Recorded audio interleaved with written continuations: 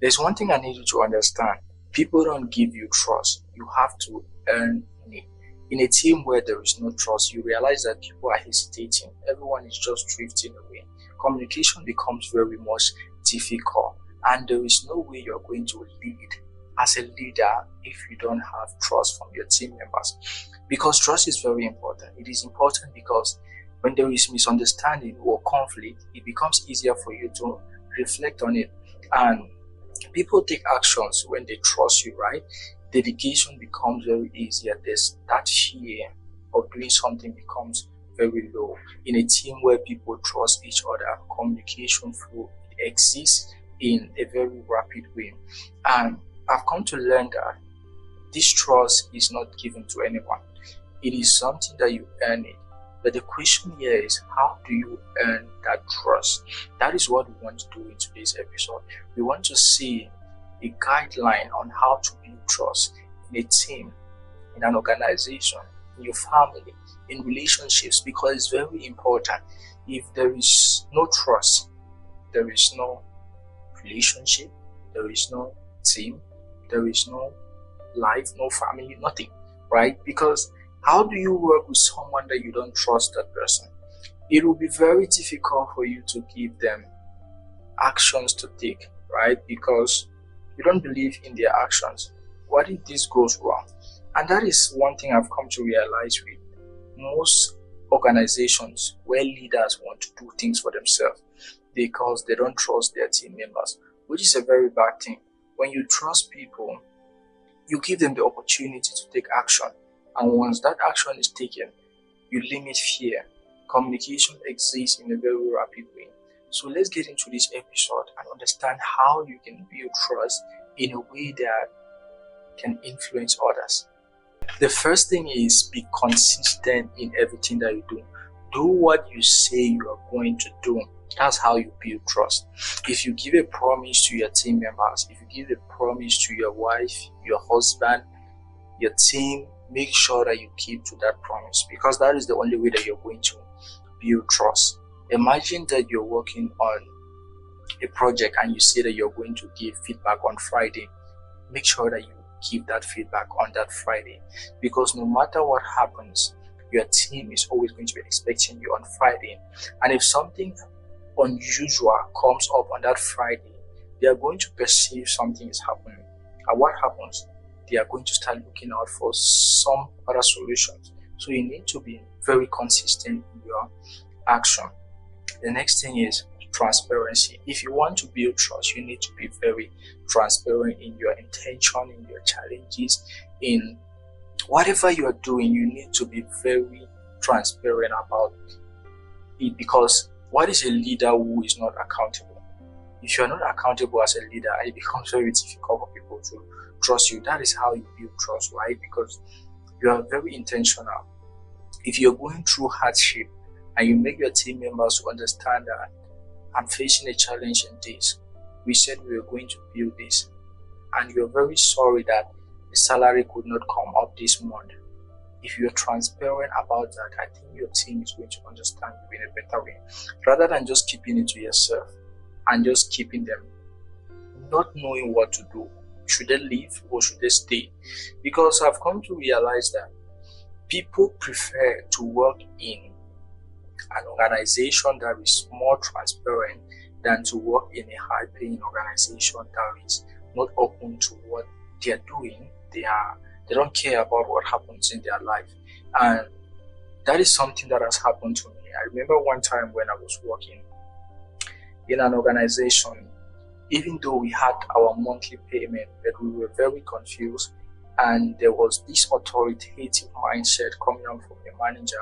That is another level of management, where people were just talk, right? You could not give your own opinion about what is going on. And at that point, I felt so bad. So what did I do? I had to resign, because that is not my way. If you are not transparent with me and you don't value my opinion, you don't value my stay in the organization, and there is no growth, then you are not just affecting me, but you're also affecting my future, the future of my family, and the future of people working in that organization. And then I moved out to another organization where people were very friendly. They had this open mind. If we're having a challenge, we have to work on it, and everyone has to know what is going on. If we are not expecting the salary this month, they give us notice about that. And the most interesting thing is that I find it enjoyable because my voice matters, my opinion matters, the opinions of every other person working that place matters, and that was where I discovered my leadership potentials. Because in that moment, they don't just value the income, they see how growth can come in, right? Because I remember one time they even gave me an advice. Maybe you could try to figure out something for yourself. Maybe you can go to another organization, apply, because at this moment we are really going bankrupt.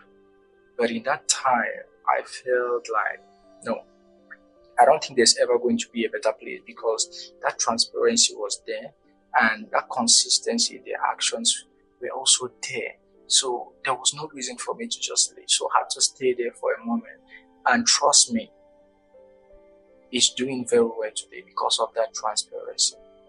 You have to believe in people. You have to trust people. In order for you to lead, you need to build that transparency. There is no way people will trust you if you are not transparent.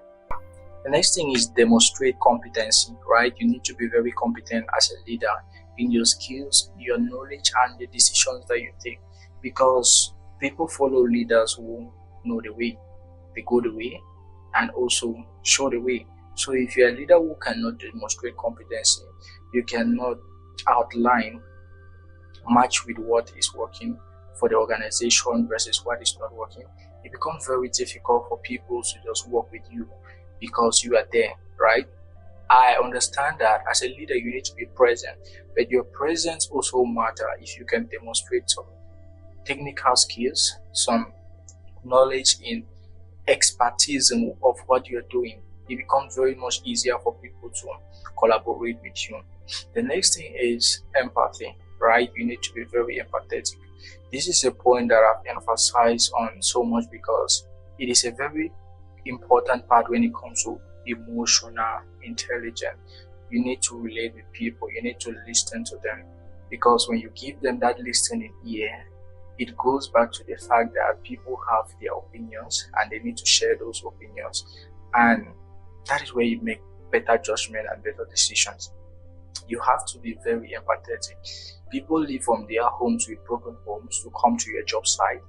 They leave from poor families, some come from rich families, and there are others who are very arrogant. There are some who are very calm. You need to understand these different emotions. That is why you are called a leader. You are leading people. You are not trying to break them or do things your own way. You are trying to label it in a way that matches their state of being, right? If you see someone who is going through a lot, you have to calm down, understand their emotion. It is very, very important. The next thing is accountability. Yes, as a leader, if you want to build trust, you need to be accountable for your actions, right? When they say you're a leader, doesn't mean that you understand everything, you figure out everything yourself. What that means is you can be present and you can show the way to other people, you can give them directions, and you can make better decisions. That doesn't mean the fact that you are human and you do make mistakes, but if you are accountable for your actions, it becomes easier for people to trust you. That is how you build trust. Competency, transparent, you have to be empathetic, you have to be accountable. Those are skills that you need to develop if you want to get into leadership, because there is no way you're going to lead people if you don't have them trusting you. They don't trust your judgment. That is how you build trust. Trust is one of the most important things in leadership, in life, because people are going to perceive you if you are trying to deceive them. And once that happens, they start shrinking, they start withdrawing, they start moving away. And in that moment, that is where you fail. So I need you to understand this. In every leadership position that you are, you need to build trust, because it's going to take you a long way. And that is leadership. So if anything I've shared with you today resonated, if it sparked a thought, a question, or even just a feeling, then do me a favor. Hit the subscribe button, and that will mean a lot to us. It shows that what we're doing here makes a difference, and we deeply appreciate you for supporting us that way. Thank you for being here, and we are going to continue figuring out leadership, project management, one conversation at a time. Cheers.